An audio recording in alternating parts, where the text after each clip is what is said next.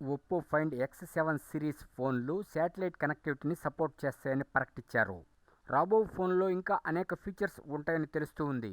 Oppo Reno 11 series specs అయితే కొన్ని బయటకు వచ్చినాయి. Reno 11 MediaTek Dimensity 8200 chipset, 32MP camera, 2x telephoto lens, Reno 11 pro 1.5K curved OLED display, Qualcomm Snapdragon 8 Gen 1 chipset, 32MP IMX 709 సెన్సార్తో camera ఉంటుంది. Apple Mac, MS ఎక్సెల్ని, Microsoft 365ని, Outlook, Google Workspace, SAP, Dropbox ఇంకా అనేకమైన third party యాప్స్ని support చేస్తుందని Apple వాళ్ళు ప్రకటించారు.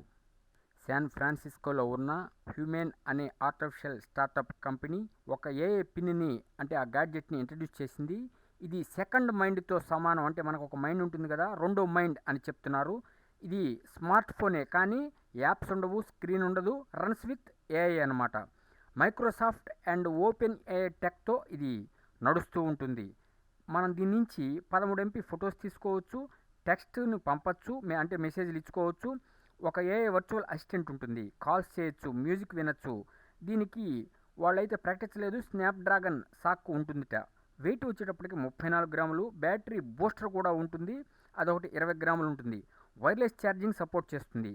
దీని యొక్క ప్రైస్ వచ్చేటప్పటికి $699 అని ప్రకటించారు. ప్రీ ఆర్డర్స్ అయితే తీసుకుంటున్నారు. నవంబర్ 16, 2023 నుంచి ప్రీ ఆర్డర్స్ తీసుకుంటారు. 2024 మొదటి నుంచి వీటిని మనకి పంపిస్తారట.